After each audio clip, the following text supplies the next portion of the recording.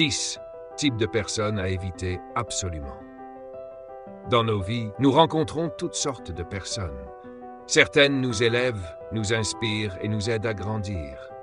D'autres, malheureusement, drainent notre énergie, sabotent nos efforts et nuisent à notre bien-être. Dans ce guide, nous allons explorer en détail les 10 types de personnes à éviter absolument. Pourquoi elles peuvent être toxiques et comment vous en protéger.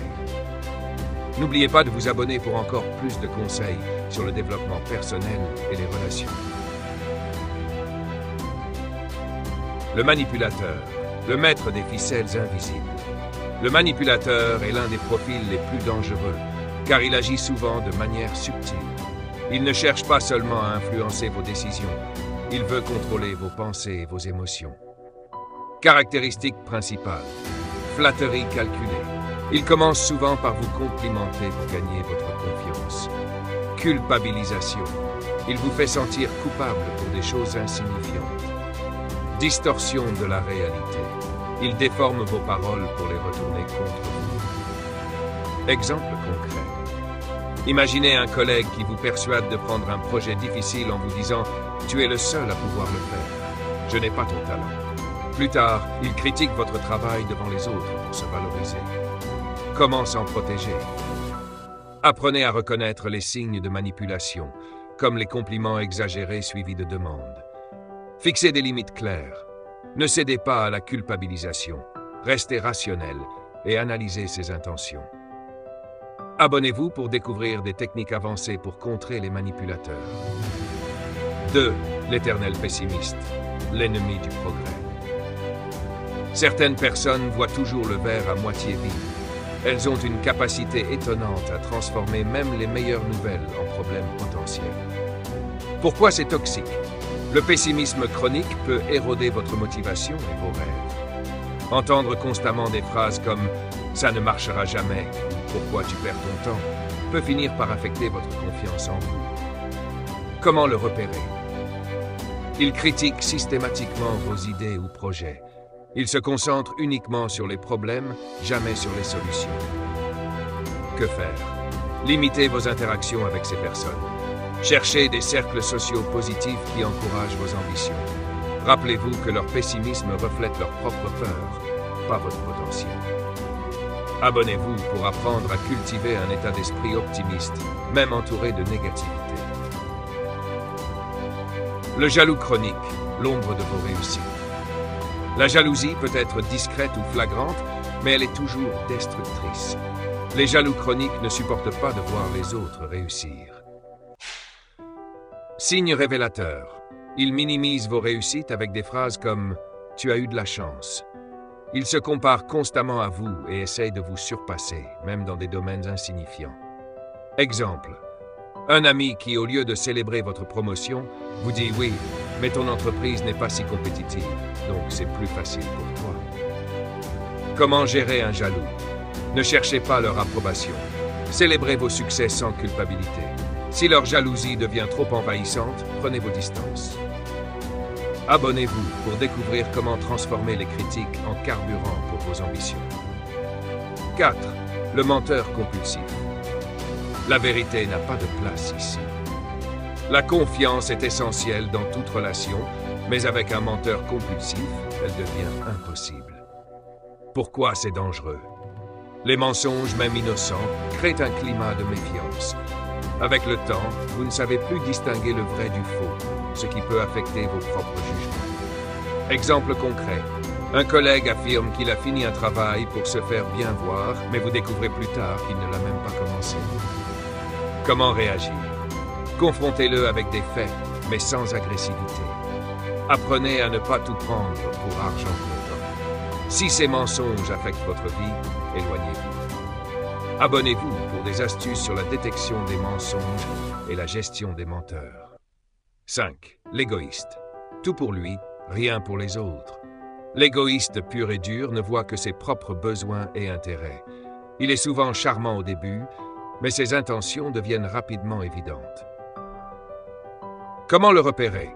Il parle toujours de lui-même. Il ignore vos besoins, vos préoccupations. Que faire? Exprimez clairement vos attentes dans la relation. Ne sacrifiez pas vos besoins pour satisfaire les siens. Pour apprendre à établir des relations équilibrées, abonnez-vous maintenant. 6. L'agressif passif. L'art de blesser subtilement. Ce type de personne utilise des sous-entendus et des comportements indirects pour exprimer son mécontentement. Exemple de comportement. C'était une bonne idée, dommage que ça n'ait pas marché comme prévu. Silence ou ignorance après un désaccord. Comment réagir? Posez des questions directes pour clarifier ses intentions. Refusez de jouer à son jeu et restez factuel. Abonnez-vous pour apprendre à gérer les conflits passifs-agressifs efficacement. 7. Le critique permanent. Rien n'est jamais assez bien. Ces personnes trouvent toujours des défauts, peu importe vos efforts. Pourquoi c'est nocif?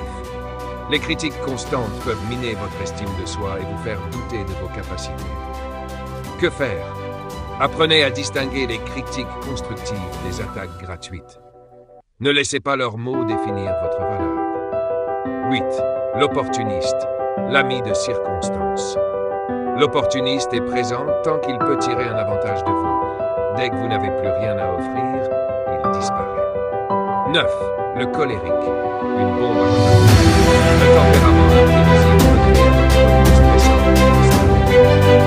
10. Le vampire émotionnel. Ces personnes prennent votre énergie en demandant constamment attention ou en partageant leurs problèmes sans jamais chercher. 11. Le victimisme, le roi de la vie. Le victimiste est une personne qui se comprend dans son peu importe la situation. Pour lui, il est toujours la cause du système de la malchance. Ce comportement est toxique, car il vous place souvent dans une position de sauvage.